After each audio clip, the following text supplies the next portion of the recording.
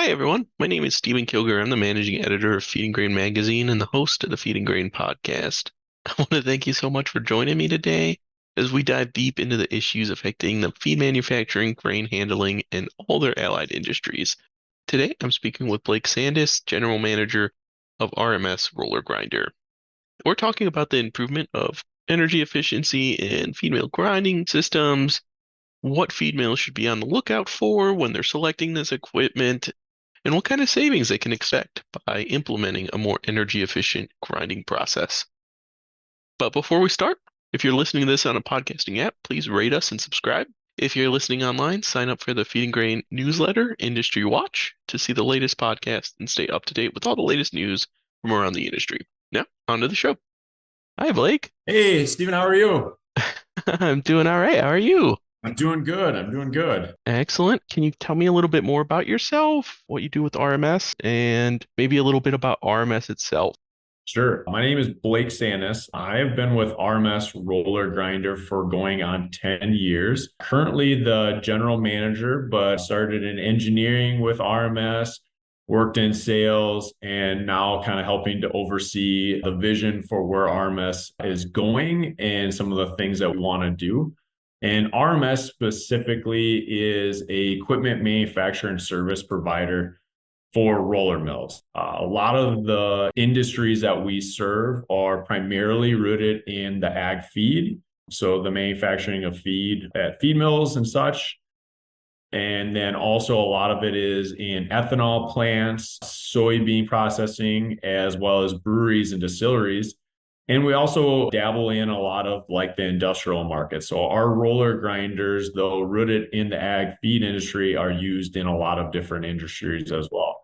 And so obviously not only do we manufacture it, but we also have the crews and ability to go out and service them and support the equipment once it's been out in the field. And me, myself, I am grown up in the Sioux Falls area, just south of Sioux Falls, South Dakota. I have a wife by the name of Amy and two beautiful daughters that are 7 and 5 that keep me on my toes all the time. Exactly. So energy efficiency is just a huge topic in the industry. Everyone's trying to squeeze a little bit more out of their process. Can you provide a little bit of an overview on current energy consumption trends in animal feed milling, specifically focusing on the grinding process? Yeah, as in any industry, all the input costs continue to rise. So I think specifically for feed mills, they're really trying to look for ways to reduce that operating cost. And one of the operating costs that, generally speaking, feed mills have actual control over is in their energy consumption. It's in the selection of the equipment that they choose to purchase or how they choose to upgrade it or the controlling of the equipment. It's just an area in their day-to-day lives that they actually have some control over. And so the ability for them to look for ways to improve it ultimately helps them either maintain or improve their margins. You see a lot of it nowadays with like alternative energy sources, right? Solar panels seem to be a big new frontier, feed mills and things like that. But sometimes it's best just to reduce the energy consumption within the milling process itself.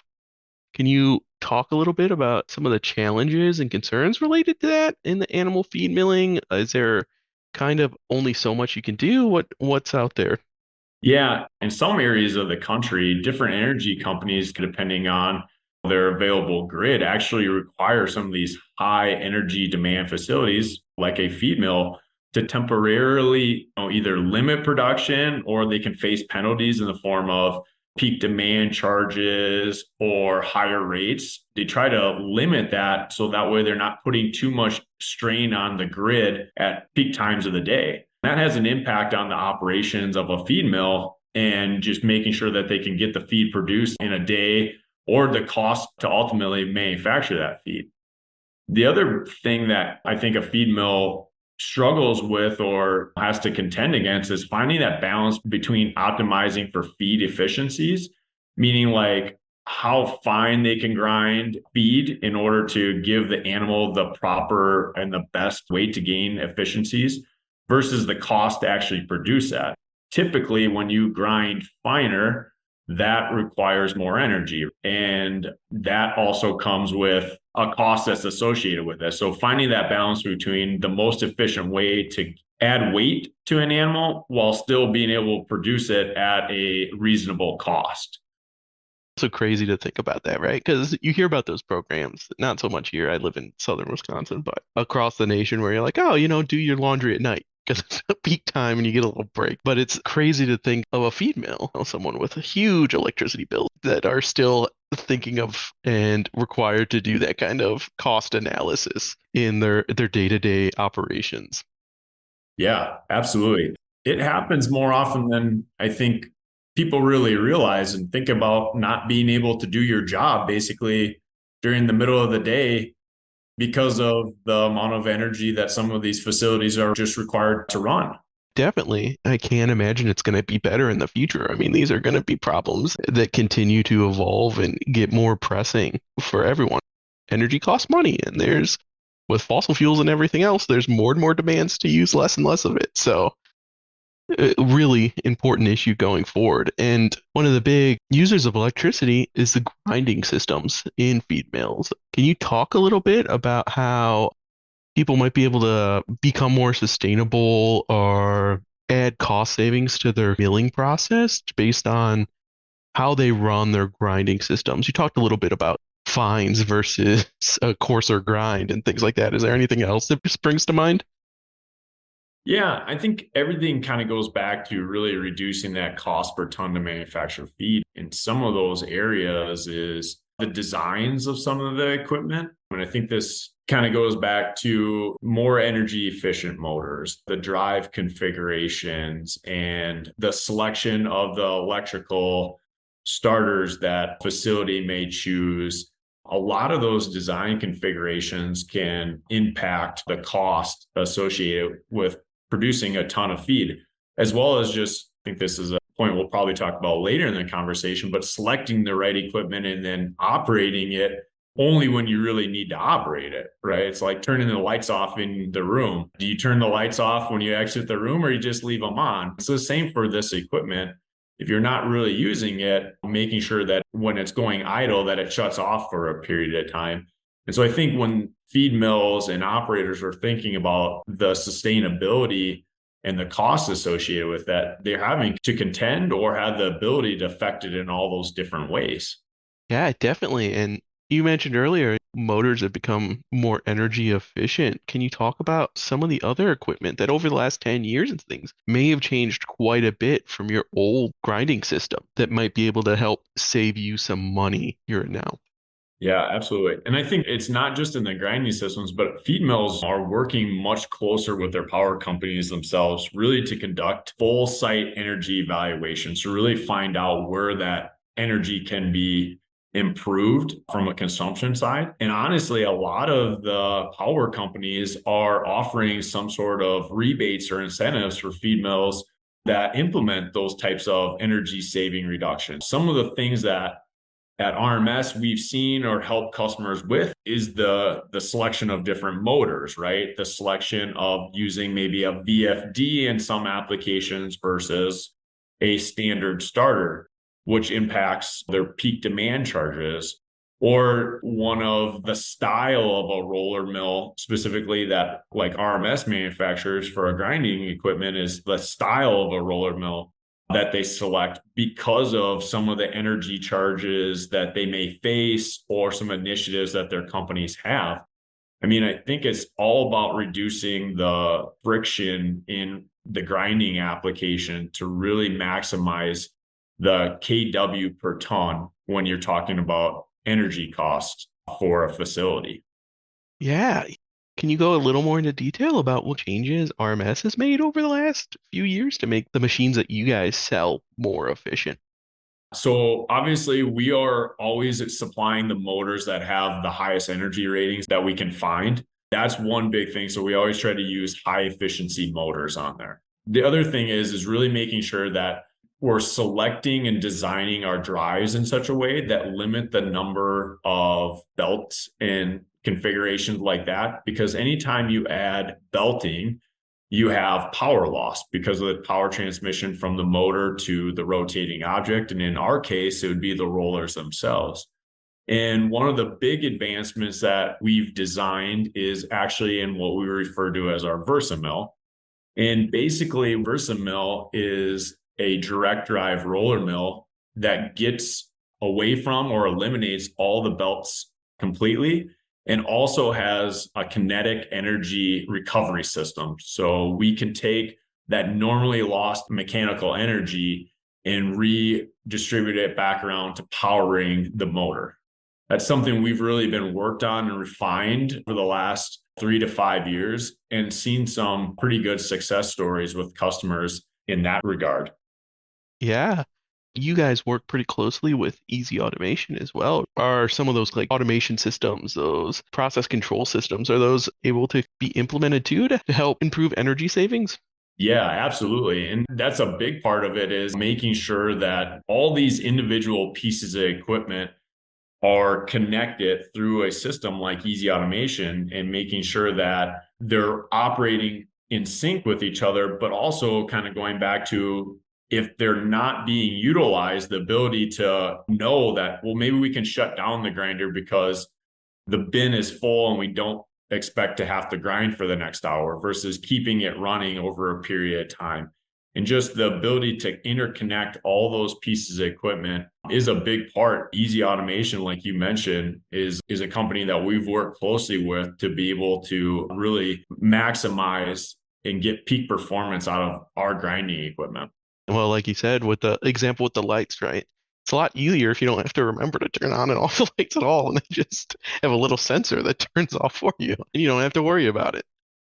Yep. I mean, that's why they have automatic lights in so many rooms nowadays because it's so much more energy efficient. Those little things can be applied to the industrial market as well. We just don't think like that typically. But I think that's becoming more and more of a conversation point and a consideration for these feed mills that are being built and developed. Well, you walk into a feed mill now, even if this is a little bit of a tangent, but all their lights are still on. You go up to these second, third, fourth floors and where no one is, and it's just a distributor or whatever up there, and all the lights are on, and all of them are beaming down when you visit. And you're like, oh, this don't need to be on right now. Back on topic. So, what advice would you get when selecting grinding equipment? Say I have a new mill coming online. I'm shopping for grinding equipment and things like that. Factors would you consider if you were in that situation and you were picking out new grinding equipment? What should feed mill managers be thinking about during that time? Yeah, I mean, I think it always goes back to what are your current objectives for the equipment you need now, but you also have to think future state as well, 5, 10, 15 years out in regards to what types of materials am I going to be grinding? Primarily it's corn, right? For a lot of the applications, but there's applications where there's maybe not just corn, but it's also more around the tonnage. So how many tons do we feel like we're going to have to produce in an hour or a week or a day? And thinking about that in such a way from a sizing of the equipment perspective, making sure that you're sizing it for today to get the job done today, but also for the future. And so that's one of the things that I think we do a good job of is kind of going through that with the customer and asking those questions. So we select that right piece of equipment. So you're not building too big of a roller mill for the current state and future state that you're just kind of wasting energy.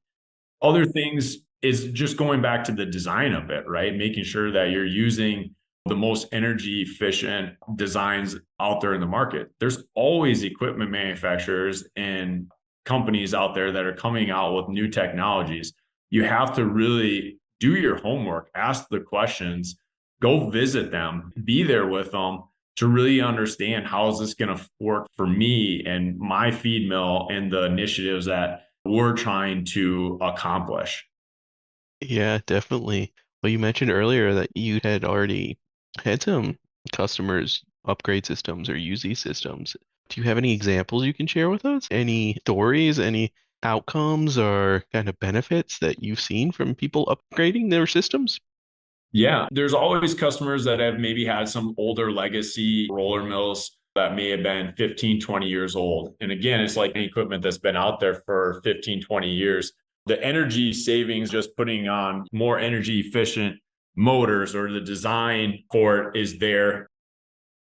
But one of the ones that sticks out to me is we had a customer that had a standard roller mill and they flipped over from using that standard roller mill and selected to go with a Versamill, not from primarily the energy consumption side, but because of the versatility that they were looking for in their application. But one of the benefits that they seen and received was a reduction of about 1 kW per ton, which ultimately results in about $20,000 a year in annual energy saving for them because of what their rates are.